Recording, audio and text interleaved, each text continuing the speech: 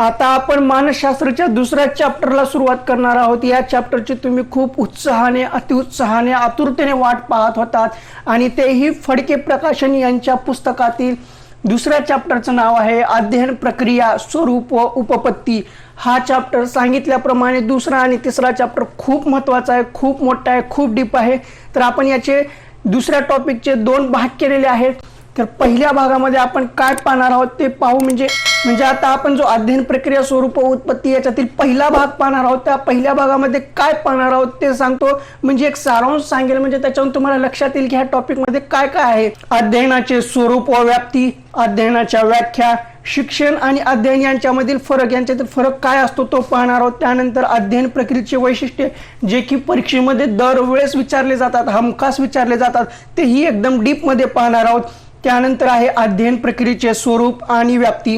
त्याच्यानंतर पाहणार आहोत अध्यापनातील प्रगतीचे मापन कशा पद्धतीने केले जाते। पुन्हा त्याच्यानंतर अध्ययन वक्र आला। अध्ययन वक्रामध्ये जो काही चार्ट दिलेला आहे, जे काही टप्पे आहेत ते पाचही टप्पे पाहणार आहोत। सुरुवातीचा टप्पा, जलद प्रगतीचा टप्पा, असे काही 5 टप्पे आहेत, ते 5ही टप्पे पाहणार आहोत।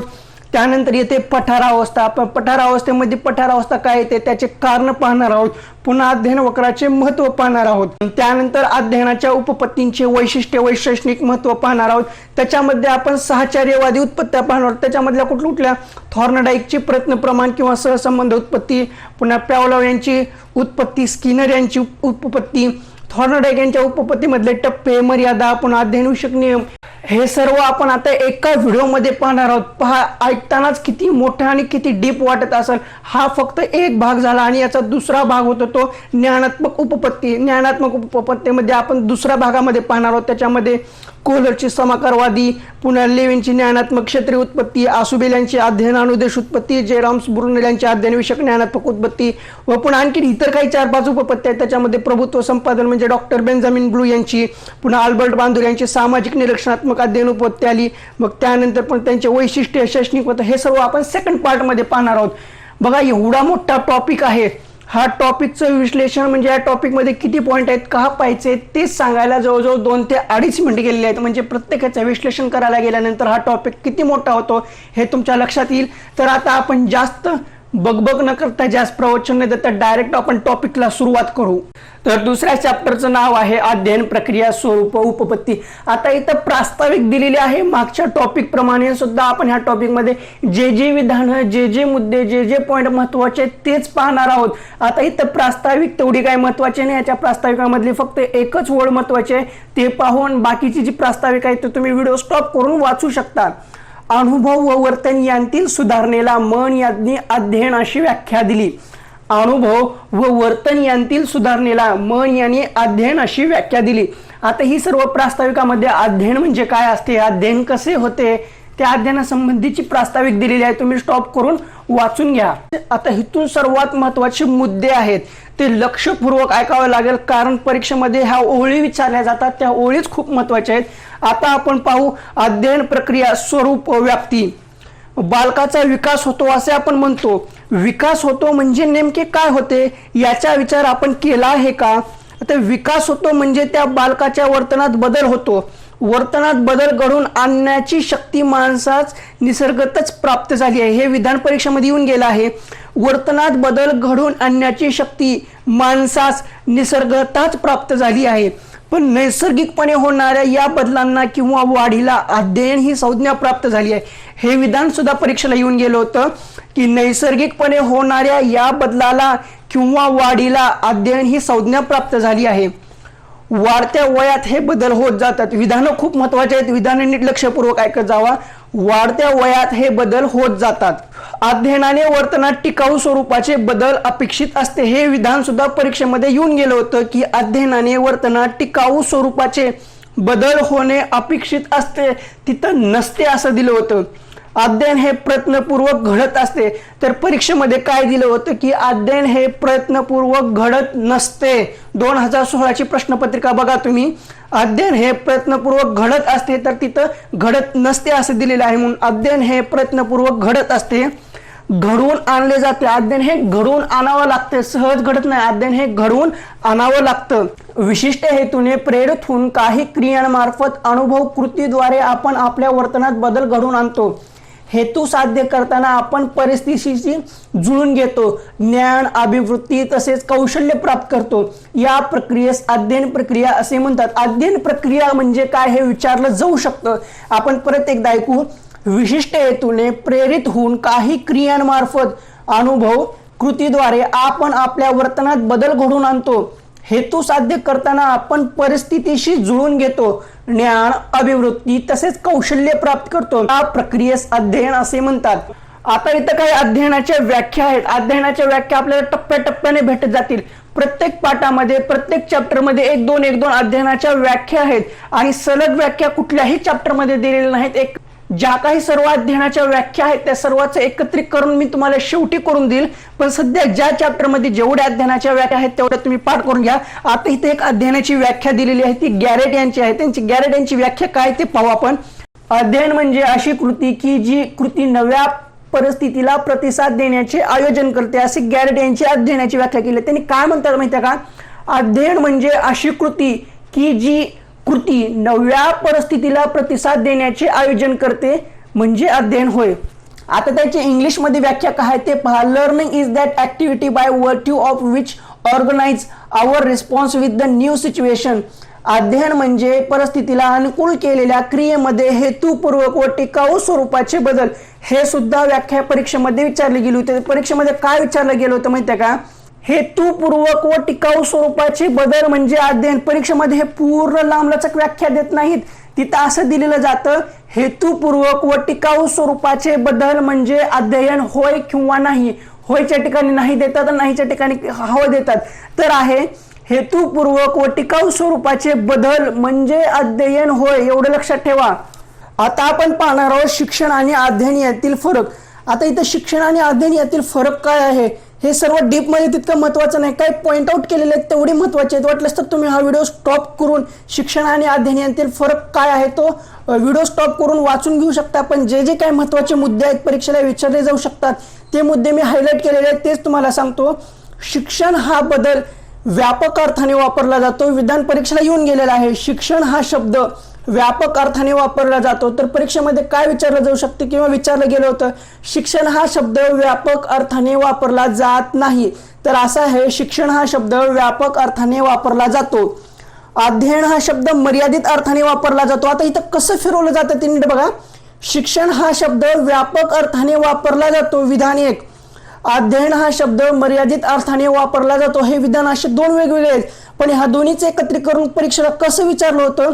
शिक्षण हा शब्द व्यापक अर्थाने वापरला जातो, अध्ययन हा शब्द मर्यादित अर्थाने वापरला जात नाही, असं फिरवतात. त्यामुळे एक एक विधान खूप महत्वाचे आहेत, ते लक्षपूर्वक ऐका. शिक्षण हा शब्द व्यापक अर्थाने वापरला जातो, अध्ययन हा शब्द मर्यादित अर्थाने वापरला जातो. लहान मूल जेव्हा दोन पायावर आधाराशिवाय उभे राहते, उभे राहण्याचे कौशल्य संपादित करते, तेव्हा त्याला आपण अध्ययन म्हणतो, शिक्षण म्हणत नाही. शिक्षण कशाला म्हणतात, अध्ययन कशाला म्हणतात ते लक्षात यायला पाहिजे आपल्याला. सर्कशीतला हत्ती घंटा वाजवतो, अस्वल मोटारसायकल चालवण्याचे कौशल्य हस्तगत करते, मुलगा पोहण्याचे कौशल्य शिकतो. ही सारी अध्ययनाची उदाहरणे आहेत, शिक्षणाची नाहीत. हे सारे कौशल्य आहेत. कौशल्य हस्तगत करतो म्हणजे त्याचे अध्ययन आपल्यास होते, म्हणजे तेच अध्ययन होय. आता शिक्षण म्हणजे काय या संबंधी गेट्सने एक व्याख्या केलेली आहे. काय व्याख्या केलेली आहे? Education means progressive change in behaviour, अशी गेट्सची शिक्षणाची व्याख्या केली आहे. तो काय म्हणतो? शिक्षण म्हणजे विकासशील असा वर्तन बदल, असे गेट्सचे म्हणणे. हे विधान परीक्षेला येऊन गेलं होतं. शिक्षण म्हणजे विकासशील असा वर्तन बदल, असे गेट्सचे म्हणणे आहे. मानवी वर्तनातील हा विकास शारीरिक, भावनिक आणि क्रियात्मक असा असतो. आता हा क्रियात्मक, शारीरिक, भावनिक कसा असतो ह्या संबंधीच्या 3-4 ओळी आहेत, ते आपण एकदम स्पष्टमध्ये पाहू. हे तिन्ही पातळीवरील विकास शिक्षणाद्वारे संभवतात. महात्मा गांधीजींनी शिक्षणाचा अर्थ लावताना म्हटले होते, by education means all round driving out of the best in man's body, mind and spirit. शिक्षण या शब्दाची व्याप्ती अध्ययन या शब्दापेक्षा मोठी आहे. हे विधान सुद्धा खूप महत्वाचं आहे. शिक्षण या शब्दाची व्याप्ती अध्ययन या शब्दापेक्षा मोठी आणि व्यापक आहे. परीक्षेमध्ये नाही असं देऊ शकतात. शिक्षण या शब्दाची व्याप्ती अध्ययन या शब्दापेक्षा मोठी आणि व्यापक आहे. अध्ययन म्हणजे वर्तनातील कायमस्वरूपी घडून येणारा अपेक्षित बदल होय. हे विधान सुद्धा परीक्षेला येऊन गेलेलं आहे. अध्ययन म्हणजे वर्तनातील कायमस्वरूपी घडून येणारा अपेक्षित बदल होय. तिथं अनपेक्षित म्हणू शकतात. आपण नीट लक्षात ठेवायला पाहिजे. अध्ययन म्हणजे वर्तनातील कायमस्वरूपी घडून येणारा अपेक्षित बदल होय. आता एका ओळीमध्ये त्याने काय काय चेंजेस करू शकतात पहा. अध्ययन म्हणजे वर्तनातील कायमस्वरूपी घडून न येणारा अपेक्षित बदल होय. न एक शब्द टाकू शकतात त्यांनी, कायमस्वरूपी न घडून येणारा. तिथं पुन्हा आणखीन काय बदलू शकतात, अपेक्षितच्या ठिकाणी अनपेक्षित बदल होय असं देऊ शकतात, किंवा हे पूर्ण वाक्य बरोबर देतात. अध्ययन म्हणजे वर्तनातील कायमस्वरूपी घडून येणारा अपेक्षित बदल होयच्या ठिकाणी नाही करू शकतात. म्हणजे एका वाक्यामध्ये त्याने 4 ते 5 बदल करू शकतात. असे बदल आपल्या परीक्षेमध्ये वारंवार झालेले आहेत. तुम्ही प्रश्नपत्रिका चेक करा, बदल तुम्हाला लक्षात येतील.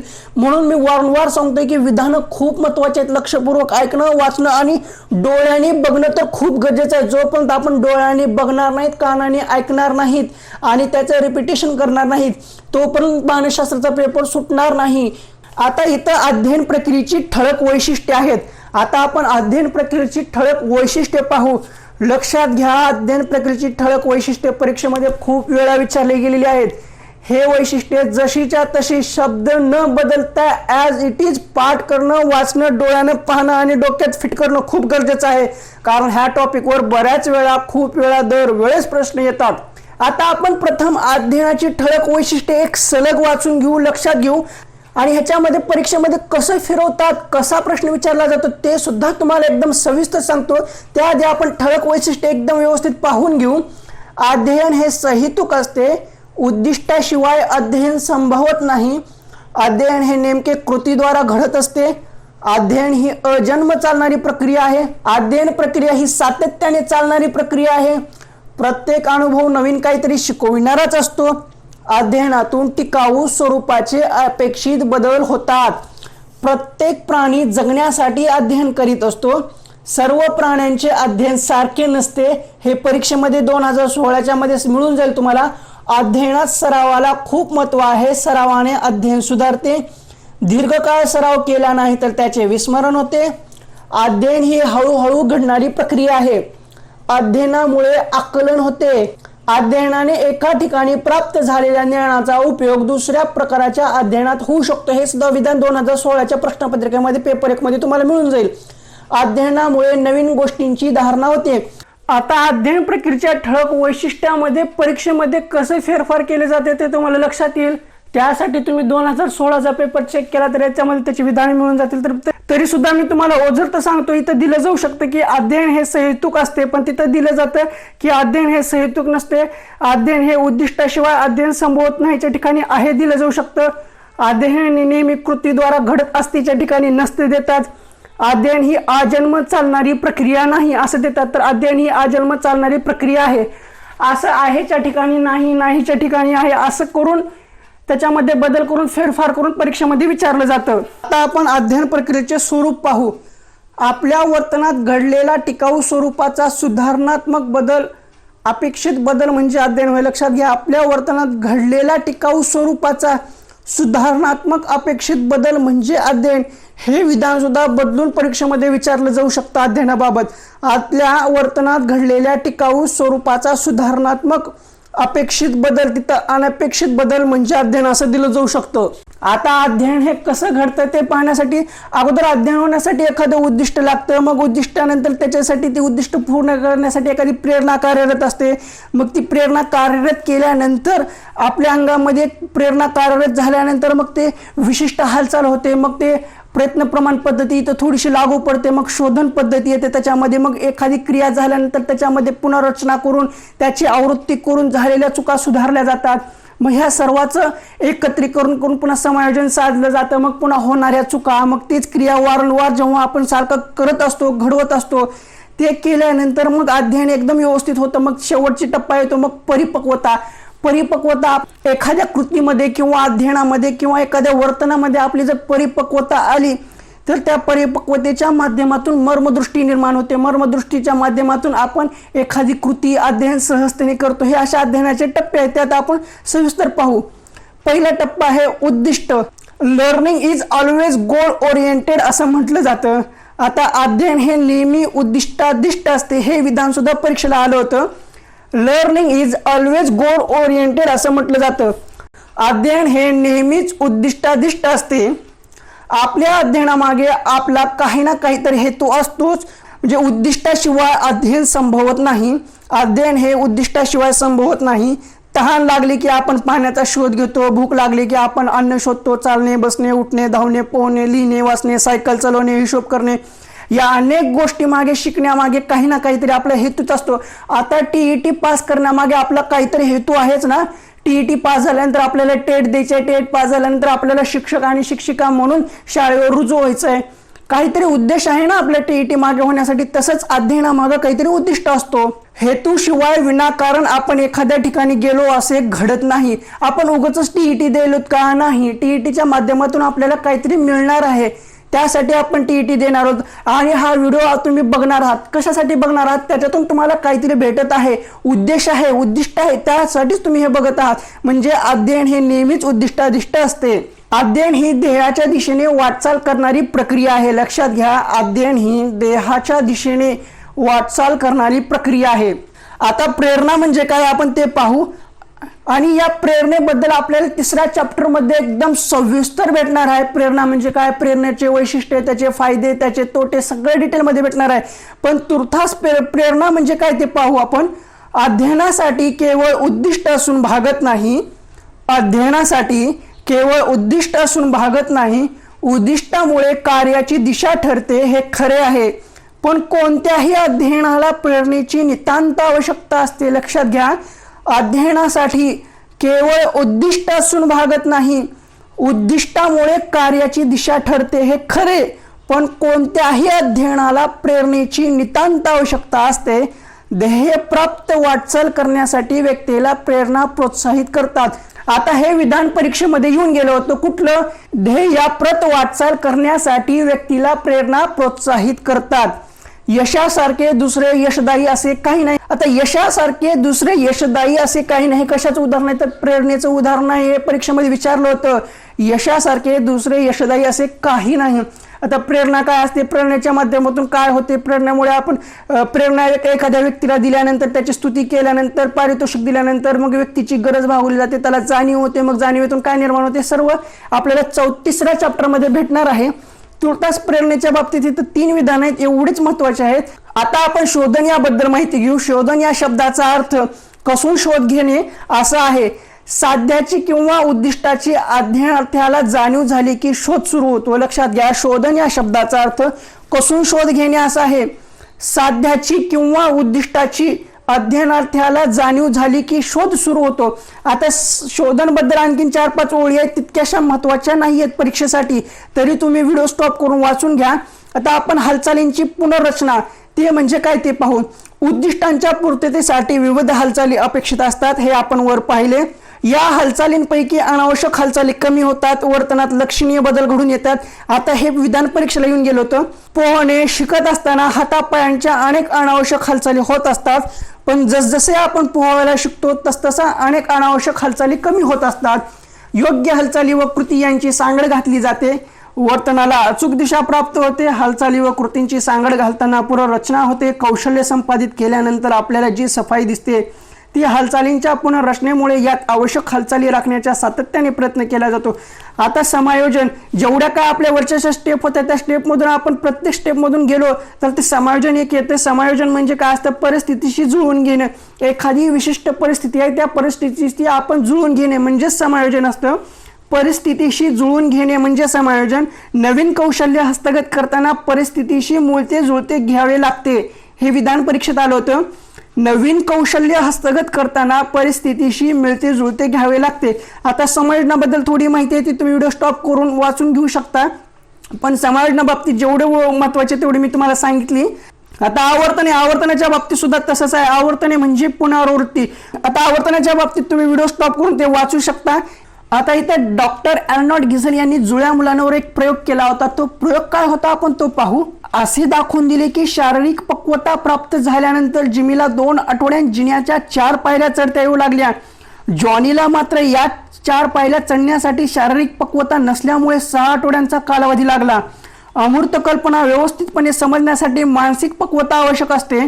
बीजगणित, तर्कशास्त्र यांसारखे विशिष्ट विषय मानसिक पक्वता प्राप्त झाल्यानंतर अध्यात्माला शिकवावेत. 2 वर्ष वयाच्या मुलाला श्रवण किंवा भाषण हे कौशल्य लवकर आत्मसात होतील, पण शारीरिक पक्वतेच्या अभावामुळे लेखन कौशल्य लवकर आत्मसात होणार नाही. आता आपण मर्मदृष्टीबद्दल पाहू. मर्मदृष्टीबद्दल आपल्याला ह्या चॅप्टरमध्ये खूप डीपमध्ये पाहायला भेटणार आहे. ते पुढे आहे. मर्मदृष्टी म्हणजे काय, मग कोहलरने काय म्हटले, मॅक्स वदारमॅनने काय म्हणले, कोहफा काय म्हणतो, हे सर्व आपल्याला पुढे पाहायला भेटणार आहे. पण तुर्तास आपण मर्मदृष्टी म्हणजे काय पाहू. मर्मदृष्टीमुळे अध्ययन घडते ही आणखीन एक गोष्ट आपण लक्षात ठेवली पाहिजे. हे तुम्ही स्टॉप करून वाचू शकता. ह्याच्यामध्ये तेवढंसं काही महत्त्वाचं नाही. आपण महत्त्वाचं काय आहे, परीक्षेला काय विचारलं जातं ते घेऊ. आता अध्यापनातील प्रगतीचे मापन काय असते, कसे केले जाते, त्याच्याबद्दल अध्ययनाचा एक वक्र आहे. तो आपण अध्ययनाचा वक्र डायरेक्ट घेऊ. आपण अध्ययनातील प्रगतीचे मापन हे तुम्ही व्हिडिओ स्टॉप करून वाचून घ्या, कारण हे परीक्षेला त्याच्यामधल्या ओळी आता आपण विचारले नाहीत, इतक्याशा महत्त्वाच्या नाहीत, पण ह्याच्यामधल्या अध्ययन वक्राच्या ओळी खूप महत्त्वाच्या ते पाहू. विशिष्ट कौशल्य संपादित करताना अध्यात्माने केलेले प्रयत्न आणि त्याने केलेली प्रगती यांच्यातील परस्पर संबंध कसा आहे हे आलेखाच्या मदतीने आपणास दाखविता येते. अशा काढलेल्या आलेखास अध्ययन आलेख किंवा अध्ययन वक्र म्हणतात. जर तुम्हाला माझी स्पीड जास्त वाटत असेल तर ते कमेंट बॉक्समध्ये सांगा, कारण मी सांगताना एकदम स्पीडमध्ये सांगत आहे. परीक्षेला दिवस खूप कमी आहेत. मला जितकं जास्त सांगता येईल तितकं सांगण्याचा प्रयत्न करत आहे. विशिष्ट कौशल्य संपादित करताना अध्ययनात त्याने केलेले प्रयत्न आणि त्याने केलेली प्रगती यांच्यातील परस्पर संबंध कसा आहे हे आलेखाच्या मदतीने आपणास दाखविता येते. अशा काढलेल्या आलेखास अध्ययन किंवा आलेख किंवा अध्ययन वक्र असे म्हणतात. आता ही माहिती आहे ती तुम्ही वाचून घ्या. अध्ययनाचा वक्र कसा आहे तो तुम्ही पाहू शकता. आता अध्ययन वक्रातील काही टप्पे आहेत, ते टप्पे फक्त महत्त्वाचे, त्याच्यामधले विधान आपल्या परीक्षेला विचारले गेले होते. तर आपण एकदम डीपमध्ये पाहू. पहिला टप्पा आहे सुरुवातीचा टप्पा. सुरुवातीच्या टप्प्यामध्ये कसं असतं माहिती आहे का, एखादं कौशल्य किंवा एखादी कृती करताना आपण नवीन करत असतो, प्रथम करत असतो. त्या गोष्टीबद्दल, त्या कृतीबद्दल, त्या घटनेबद्दल आपल्याला काही माहिती नसतं. आपण प्रथम करत असताना आपल्याला त्याच्यामध्ये खूप अडचणी येतात, खूप काही प्रॉब्लेम येतात, खूप समस्या येतात. ते करताना अडचणी येताना आपण त्यासाठी वेळ लागतो. मग तो वेळ लागत असल्यामुळे, सुरुवातीचा टप्पा असल्यामुळे आपल्याला कुठलीही गोष्ट हस्तगत किंवा अवगत करण्यासाठी वेळ लागतो. तोच आहे सुरुवातीचा टप्पा. नवीन कौशल्य आत्मसात करत असताना सुरुवातीच्या टप्प्यात आपला वेग मंद असतो. नवीन परिस्थितीशी आकलन, समायोजन, नवी कृती करणे यात आपली शक्ती, बुद्धी खर्ची पडते. त्यामुळे सुरुवातीचा वेग कमी असतो. आता नंबर 2चा टप्पा आहे जलद प्रगतीचा किंवा मध्यंतरीचा टप्पा. ह्या टप्प्यामध्ये कसं असतं माहिती आहे का, आपण सुरुवातीला जी गोष्ट करत असतो ती गोष्ट वारंवार केल्यामुळे आपल्याला तीच गोष्ट करण्यामध्ये एकदम गती प्राप्त झालेली असते. गती प्राप्त झालेल्यामुळे त्या गतीला किंवा त्या टप्प्याला जलद प्रगतीचा किंवा मध्यंतरीचा टप्पा असे म्हणतात. सुरुवातीच्या टप्प्यातून मूलभूत गोष्ट शिकल्यानंतर प्रगती जलद गतीने होऊ लागते. सुरुवातीच्या काळात ज्या गोष्टी येत नव्हत्या त्या आता येऊ लागतात. अध्ययनावर त्याचा चांगला परिणाम होतो. अध्ययनाची गती वाढते. सुरुवातीचा टप्पा झाल्यानंतर त्याच्यामध्ये वेळ लागतो, गती मंद असते. मग त्याच्यानंतर जलद प्रगतीचा टप्पा येतो, त्याच्यात गती जास्त असते. पण नंतर जो तिसरा टप्पा येतो प्रगती थांबण्याचा किंवा पठारावस्था, हा टप्पा खूप महत्त्वाचा आहे. हा टप्पा व्यक्तीच्या आयुष्यामध्ये किंवा अभ्यासामध्ये कुठलीही गोष्ट करू द्या त्याच्यामध्ये हा टप्पा 2 ते 3 वेळा येतच असतो. तो म्हणजे पठारावस्था. अध्ययनात काही वेळा प्रगती थांबल्यासारखी वाटते. प्रयत्न चालू असून ही प्रगती मात्र खुंटलेली असते. या स्थितीला पठारावस्था असे म्हणतात. पठारावस्था ही प्रगती होत नसल्याची साक्ष देते. हे विधान परीक्षेला विचारलं होतं. पठारावस्था ही प्रगती होत नसल्याची साक्ष देते. पठारावस्था ही प्रगती होत नसल्याची साक्ष देत असली तरी रवंत करण्याची अवस्था आहे. हे विधान आपल्या परीक्षेला विचारलं गेलं होतं. पठारावस्था ही प्रगती होत नसल्याची साक्ष देत असली तरी रवंत करण्यासारखी अवस्था आहे. ही प्रगतीची कमाल मर्यादा नसून येथून काही सुरुवात होत असते. पठारावस्था अल्पकाळ टिकावी, जास्त वेळ रेंगाळत राहू नये यासाठी दक्ष असणे गरजेचे असते. अध्ययनात ही अवस्था 2दा किंवा त्यापेक्षा जास्त वेळा येण्याची शक्यता असते. लक्षात घ्या, पठारावस्था ही अध्ययनात दोनदा किंवा त्यापेक्षा जास्त वेळा येण्याची शक्यता असते. आता आपण टीईटीचा अभ्यास करत आहोत, एकदम जोमाने अभ्यास करतो, खूप अभ्यास करत आहोत, पण आपल्याला काय वाटतं आपल्या लक्षातच राहत नाही. आपण एवढं खूप काय वाचायलो, इकडून तिकडून जितकं काय भेटेल तेवढं सगळं वाचायलो, पण आपल्याला लक्षात राहत नाही.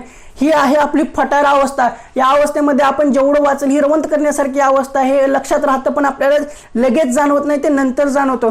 आता नंबर 4 आहे अंतिम प्रगतीचा टप्पा. पठार अवस्था ओलांडून अध्ययनार्थी जेव्हा प्रगतीच्या अंतिम टप्प्यात प्रवेश करतो तेव्हा त्याच्या प्रगतीचा वेग उत्तम असतो. पठारावस्थेत झालेल्या दृढीकरणाचा अध्ययनार्थीला फायदा मिळतो, पण याही प्रगतीला मर्यादा आहेत. अंतिम प्रगतीचा जो टप्पा आहे त्याला सुद्धा मर्यादा असतात. आता 5वा टप्पा आहे शारीरिक परिसीमा. शारीरिक परिसीमा म्हणजे अंतिम प्रगतीच्या टप्प्याचे शेवटचे टोक होय. यानंतर अध्ययनाची अधिक प्रगती दिसणार नाही, अशी अवस्था म्हणजे शारीरिक परिसीमा. बहुसंख्य अध्ययनार्थीची प्रगती या शारीरिक परिसीमेच्या खाली रेंगाळत असते. विधान विचारलं जाऊ शकतं, बहुसंख्य अध्ययनार्थीची प्रगती या शारीरिक परिसीमेच्या खाली रेंगाळत असते, तिथं नसते देऊ शकतात.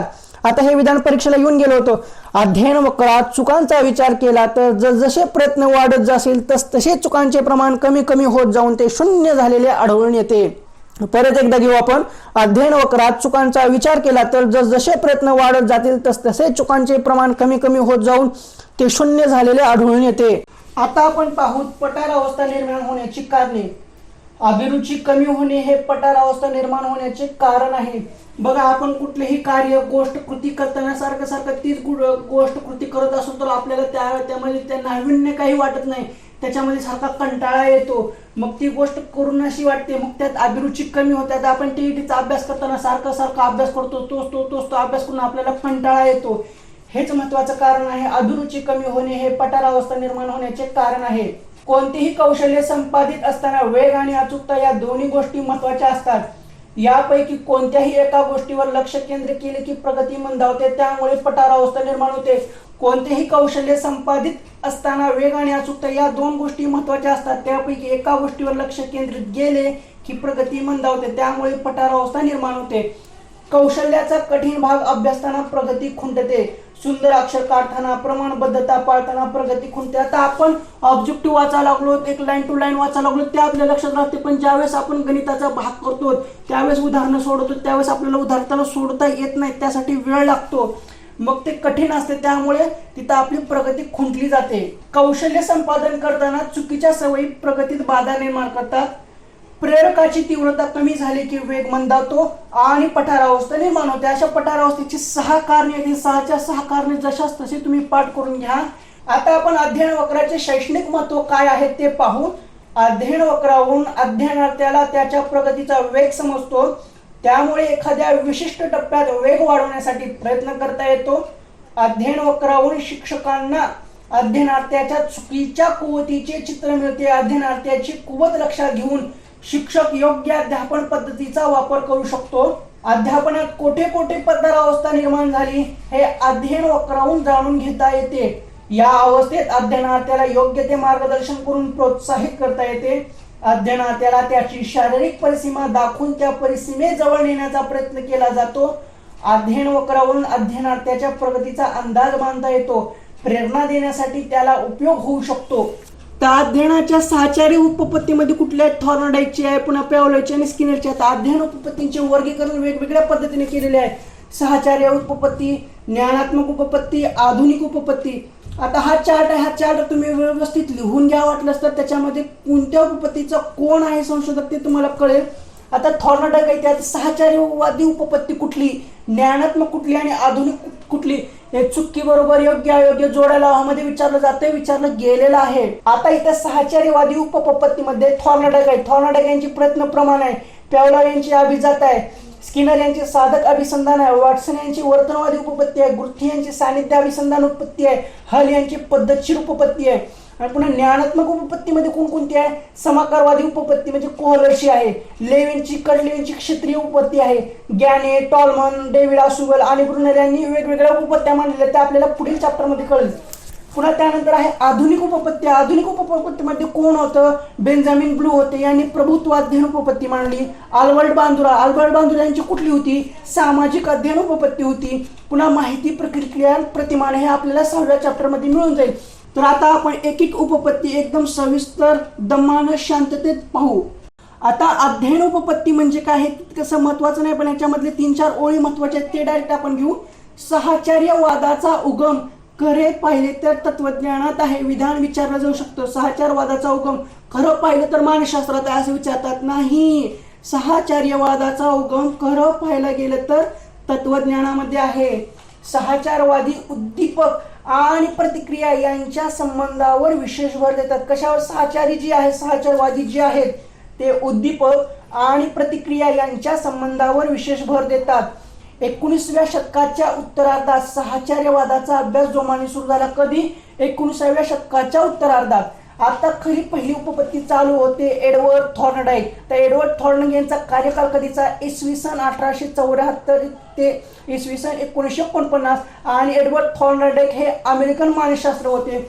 त्यांनी अध्ययन विषयक उपपत्ती मांडण्याचा पहिला बहुमान मिळाला. लक्षात घ्या, अध्ययन विषयक उपपत्ती मांडण्याचा पहिला बहुमान कुणाला मिळाला? तर एडवर्ड थॉर्नडाईक यांना. एडवर्ड थॉर्नडाईक हे अमेरिकन मानसशास्त्रज्ञ होते. आणि आता एडवर्ड थॉर्नडाईक यांनी आपली पहिली जी उत्पत्ती होती ती ॲनिमल इंटेलिजन्स या ग्रंथात मांडली. कशामध्ये? ॲनिमल इंटेलिजन्स या ग्रंथामध्ये. थॉर्नडाईक यांनी आता वेगवेगळ्या प्राण्यांवर प्रयोग केले होते. ते प्रयोग कोणत्या प्राण्यावर केले होते? तर थॉर्नडाईक यांनी कुत्रा, मांजर, मासे, कोंबड्या यांवर प्रयोग केले होते. लक्षात घ्या, कोणत्या शास्त्रज्ञाने कोणत्या प्राण्यांवर प्रयोग केले हे महत्वाचं आहे. विधान महत्वाचे आहेत. एडवर्ड थॉर्नडाईक यांनी कुत्रा, मांजर, मासे आणि कोंबड्या इत्यादींवर प्रयोग केले. मानव प्राणी आणि मानवेतर प्राणी यांच्या अध्ययनात साम्य आहे. प्राण्यांच्या अध्ययनाच्या बाबतीत काढलेले निष्कर्ष मानवाच्या अध्ययनाला लागू पडतात अशी त्यांची धारणा होती. म्हणजे जे प्राणी शिकतात, जे प्राण्यांमार्फत शिकलं जातं ते सुद्धा आपल्या मानवेतर प्राण्याला लागू पडतं असं त्यांची धारणा होती. साहचर्य उद्दीपक आणि प्रतिसाद यांच्या संबंधावर जसे भर देतात तसेच त्यांच्या संबंधाच्या दृढीकरणावरही भर देतात. आता एडवर्ड थॉर्नडाईक यांचं काय मत होतं? उद्दीपक व प्रतिसाद यांच्यामधील साहचर्य प्रस्थापित होणे म्हणजे अध्ययन. विधान विचारलं गेलेलं होतं. उद्दीपक व प्रतिसाद यांच्यामधील साहचर्य प्रस्थापित होणे म्हणजे अध्ययन होय. थॉर्नडाईक यांनी उद्दीपक व प्रतिसाद म्हणजे SR बॉन्ड्स यांच्यावर भर दिल्यामुळे त्यांच्या अध्ययन विषयक उपपत्तीला सहसंबंध उपपत्ती असे म्हणतात. लक्षात घ्या, एडवर्ड थॉर्नडाईक यांच्या उपपत्तीला अध्ययन विषयक उपपत्तीला सहसंबंध उपपत्ती तसेच प्रयत्न प्रमाण उपपत्ती असे सुद्धा म्हणतात. थॉर्नडाईकनं मांजरावर प्रयोग केला होता. मांजरावर काय प्रयोग केला होता तर तुम्ही व्हिडिओ स्टॉप करून वाचू शकता. प्रयोग तितकासा महत्वाचा नाही, साधा आहे. आपण DED ला पाहिलेला आहे. लक्षातच असेल तुमच्या. जर लक्षात नसेल तर तुम्ही वाचून घ्या. आता त्यांची जी काय प्रयत्न प्रमाण पद्धती आहे किंवा सहसंबंध उपपत्ती आहे त्याच्या संबंधीचे 4 महत्वाचे टप्पे आहेत. ते टप्पे कुठले ते महत्वाचे आहेत. ते परीक्षेला विचारले जाऊ शकतं. पहिला टप्पा आहे उद्दिष्ट किंवा हेतू स्पष्ट असतो. असे विचारलं जाऊ शकते की एडवर्ड थॉर्नडाईक यांच्या प्रयत्न प्रमाण पद्धतीतील पुढील पैकी वैशिष्ट्ये किंवा टप्पे नाहीत. उद्दिष्ट किंवा हेतू स्पष्ट नसतो असं देतात. उद्दिष्ट किंवा हेतू स्पष्ट असतो. उद्दिष्टांच्या दिशेने शोधात्मक हालचाली होतात. योगायोगाने यश मिळते. चुकांचे प्रमाण कमी होऊन हेतू साध्य होतो. आणि तिथं कदाचित 5वं विधान दिलं जाऊ शकतं नाही. फक्त 4 टप्पे आहेत. कुठले कुठले? उद्दिष्ट किंवा हेतू स्पष्ट असतो. उद्दिष्टांच्या दिशेने शोधात्मक हालचाली होतात.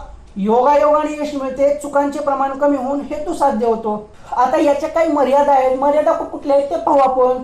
प्रगती अगदी सावकाश होते. खूप वेळ खर्च होतो. यश पुष्कळ वेळा योगायोगाने मिळते. अनावश्यक हालचालींमुळे श्रम होतात. आपली शक्ती खर्च होते. संपादित कौशल्य दुसऱ्या परिस्थितीमध्ये संक्रमित होतीलच याची खात्री देता येत नाही. तर विचारलं जाऊ शकतं. इथं विधान देतात. संपादित कौशल्य दुसऱ्या परिस्थितीत संक्रमित होतीलच याची खात्री देता येत नाही. एक एक शब्द महत्वाचा आहे. थॉर्नडाईक यांनी अध्ययन विषयक काही नियम सांगितले. ते नियम कुठले? सज्जतेचा किंवा तयारीचा नियम आहे. पुन्हा पुनरावृत्तीचा नियम आहे. पुन्हा परिणामाचा नियम आहे. याच्यामध्ये विशेष काय असं नाहीये.